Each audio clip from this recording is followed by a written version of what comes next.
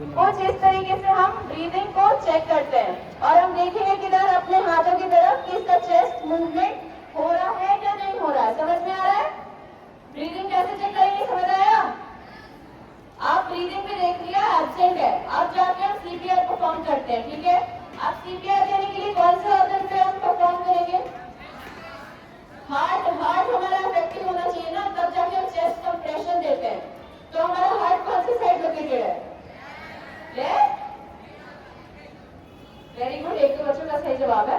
हमारा हार्ट, तुम लोग बताओ लेफ्ट राइट या सेंटर? सेंटर पक्का? आधे लोग अभी लेफ्ट बोल रहे थे। सेंटर, हमारा हार्ट सेंटर में लोकेटेड है लेकिन लेफ्ट साइड की तरफ थोड़ा सा टिल्टेड हो। तो उसके लिए हम क्या करते हैं, चेक करेंगे हार्ट लोकेशन बताने का तरीका। हमारी बॉडी में एक स्टर्नम बोन होती है, स्टर्नम बोन जो हमारे रिब केज के ठीक बीचों बीच होती है। ठीक है, देखो ये बोन यहाँ हमारे रिब केज के बीचों बीच जो जहाँ एंड हो रही है वहाँ पे एक गड्ढा होता है, सबके होगा, ट्राई करके देखना। जहाँ पे तुम्हारा रिब केज का बीच वाला बोन एंड हो रहा है वहाँ एक गड्ढा होता है, वहाँ पे अपने हाथ की एक उंगली दूसरे हाथ की दो उंगली उसके ऊपर करके दिखाओ। हाँ, रिब केज जहाँ एंड हो रहा है वहाँ पे एक हाथ की एक उंगली रखो, दूसरे हाथ की दो उंगली ठीक उस उंगली के ऊपर।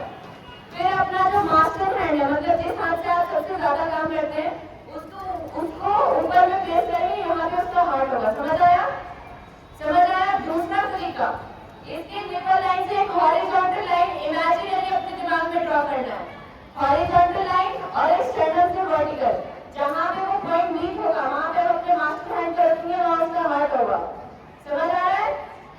हार्ट चेक कर लिया। अब इस व्यक्ति को हम सीपीआर दें कैसे? हैंड क्लैप्स और एक क्रॉस बनाते हैं। किसी को पता है कैसे? देखो, मास्टर हैंड मतलब जिस हाथ से आप सबसे ज्यादा काम करते हैं, जिस हाथ से आप सबसे ज्यादा काम करते हैं, लेफ्ट या राइट, उसको आगे रखो कुछ इस तरीके से। सारे लोग करते हुए मुझे दिखने चाहिए। अपने मास्टर हैंड को आगे रखो, उसके बाद दूसरे करो, तुम भी करो, उसके बाद दूसरे हाथ को उसके ऊपर ले जाओ और उंगलियों को फोल्ड करना, बीच में क्रॉस करना है। देखो, मास्टर हैंड दूसरे हाथ की दोनों उंगलियां अंदर की तरफ, याद रखना। आप इस तरीके से उसका हार्ट लोकेशन नीचे रखो।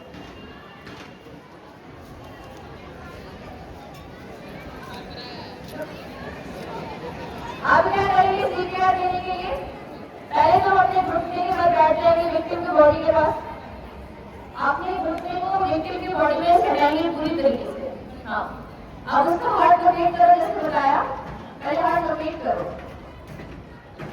उसके बाद क्या करते हैं, 30 कंप्रेशन देते हैं, 2 बार माउथ टू माउथ ब्लो देते हैं और एक बार उसका पल्स चेक करते हैं एक साइकिल में। हार्ट लोकेशन कैसे चेक करेंगे? स्टर्नम बोन हैंड जरा वहां उंगली रखो, दूसरे हाथ की दो उंगली उसके ऊपर, फिर अपना डोमिनेंट हैंड ठीक उसके ऊपर। अब यहाँ पे लॉक बनाओ। अब अपने पूरे बॉडी के प्रेशर को डालना है, हाथ स्ट्रेट होना चाहिए, बाहर की तरफ नहीं निकला रहना है। ठीक है, अब क्या करेंगे, 30 बार कंप्रेशन देंगे। हिंदी में काम करिएगा, इंग्लिश में हो सकता है आप नर्वस होंगे तो जल्दी में गड़बड़ हो सकती है। ठीक है, हिंदी में 30 काउंट करेंगे, 1 2 3 4 5 6 7 8 9 10 11 12 13। ये सही कर रहा है?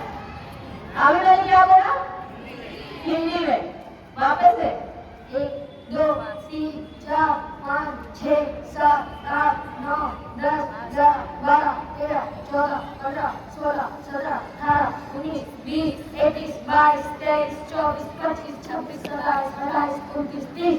30 कंप्रेशन दे दिया। उसके बाद क्या करते हैं, माउथ टू माउथ ब्लो देते हैं। एक हाथ से उसके नाक को बंद करेंगे और क्या करिएगा, हमेशा उसके मुंह पे कपड़े का इस्तेमाल करेंगे। क्यों? क्योंकि ये भी हो सकता है वो व्यक्ति जो है वो जहर खा के मरा हो, तो आपके मुंह तक इन्फेक्शन आ सकता है या उसको कोई बीमारी हो सकता है ना, तो एटलीस्ट इन्फेक्शन को कम करने के लिए हमें कपड़े का इस्तेमाल करते हैं। ठीक है, एक हाथ से नाक को बंद करो और एक हाथ इसके जिम पे। अब 2 से 2 बार ब्लो देंगे।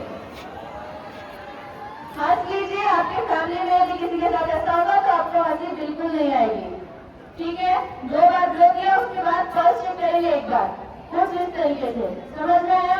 इस प्रोसेस को हमें करते हुए हॉस्पिटल घूम लेते हैं।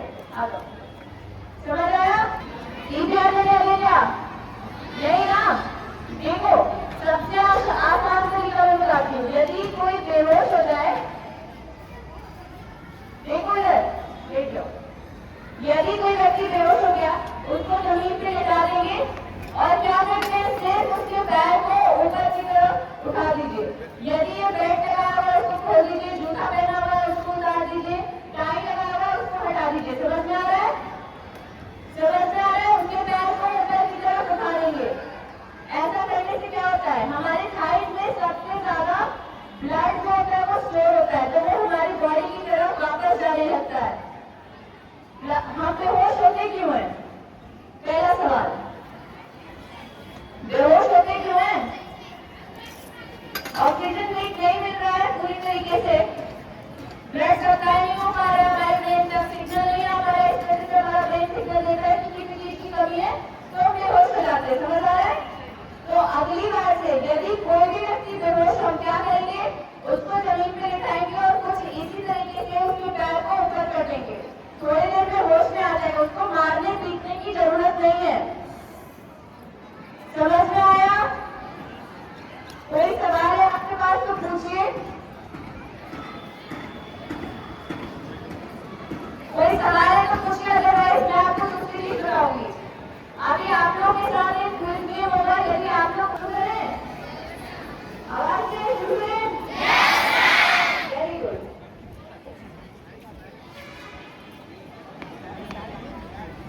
जय हिंद स्टूडेंट्स, जो भी मैम बताई सबको समझ में आ गया? शुरू करें सवाल जवाब। चलो आसान सा सवाल, ठीक है? जिनको आंसर करना होगा वो सिर्फ हाथ उठाएंगे बोलने के लिए कुछ, ठीक है ना? चलो सोफिया का संख्या किनको पता है, हाथ उठाओ। एक हाथ उठा है इधर।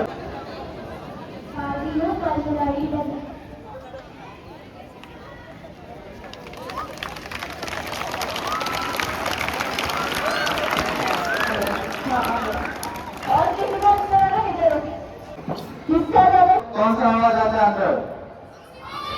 ऑक्सीजन। अभी सवाल खत्म नहीं हुआ, रुक जाओ।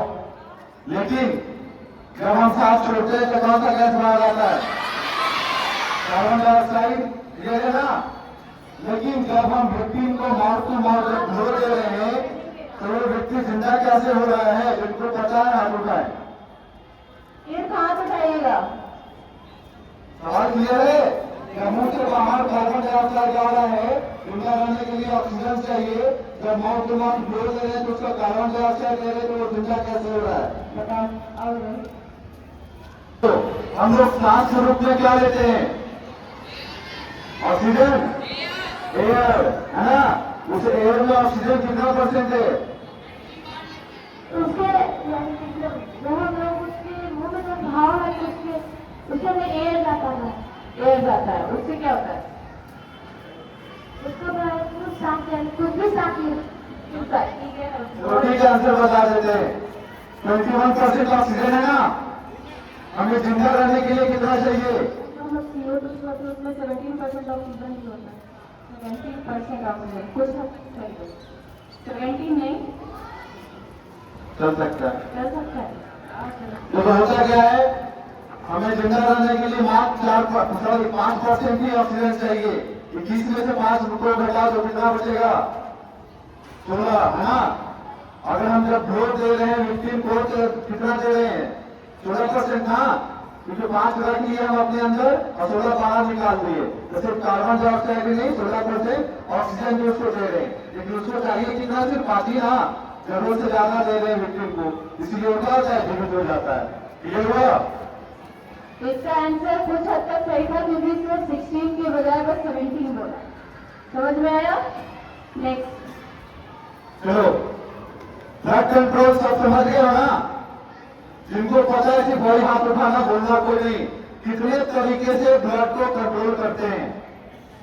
जिनको पता है उसमें हैंड रेज 10, 5, 3, 2, 3 कितने तरीके से ब्लड को कंट्रोल करते हैं? आ जाओ, एक बच्चे आ जाओ, उसको बाहर निकाल। चलिए आप लोग वापस बैक से पकड़िए। 4 तरीका बताया गया था ना? Carry pressure point, elevation or coordinate.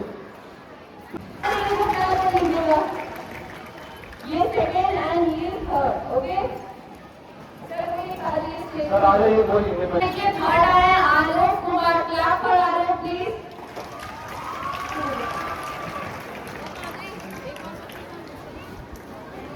वंदना सिंह रही है सेकेंड।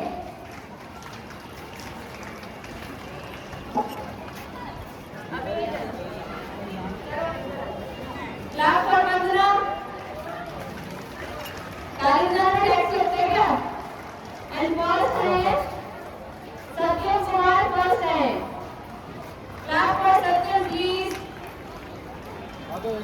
एक साथ आ जाओ सर।